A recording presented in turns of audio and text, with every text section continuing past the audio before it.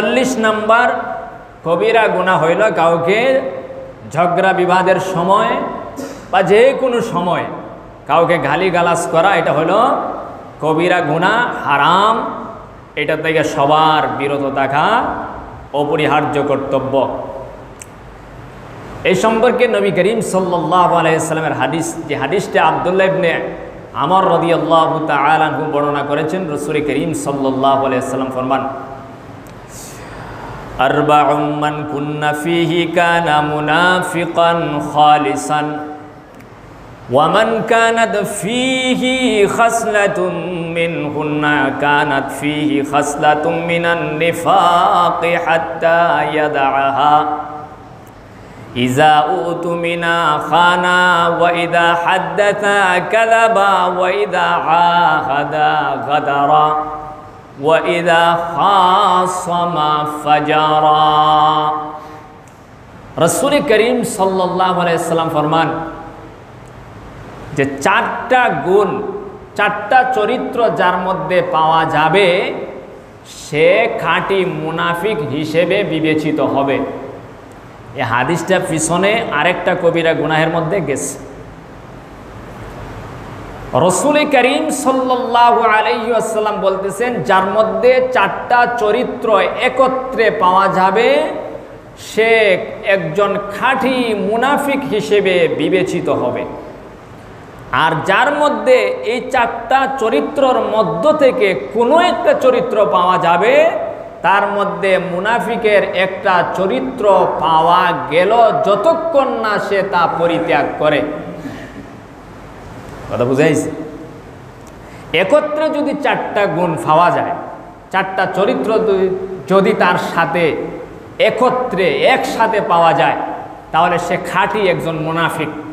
আর রাসূল করিম সাল্লাল্লাহু আলাইহি ওয়াসাল্লাম ফরমান, যে ব্যক্তির মধ্যে একত্রে চারটি চরিত্র পাওয়া যাবে সে একজন খাঁটি মুনাফিক হিসেবে বিবেচিত হবে।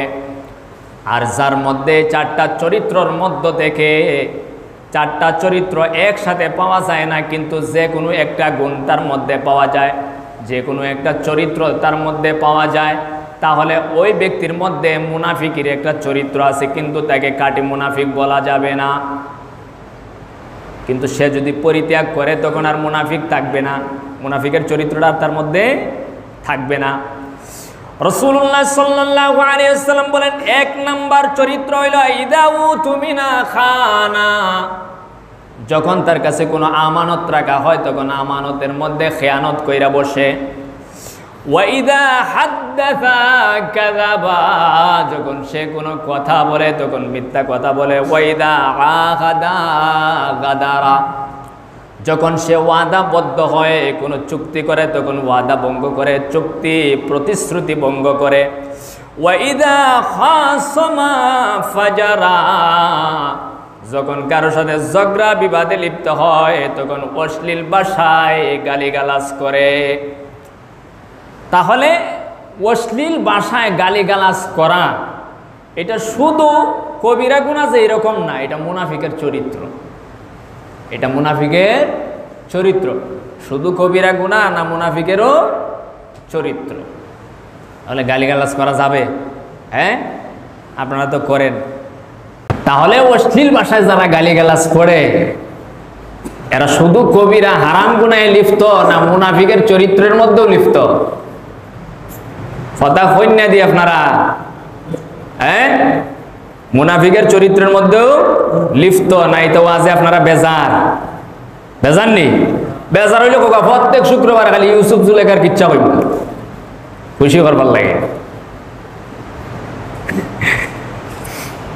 কিচ্ছু করার নাই। বেজার হইলে কোরআন হাদিসের কথা শুনে মুমিন আনন্দিত হয়, ভুল থাকলে সংশোধন করে। আর ওই যে মুনাফিক যারা, এরা বেজার হয়। এরা কি হয়?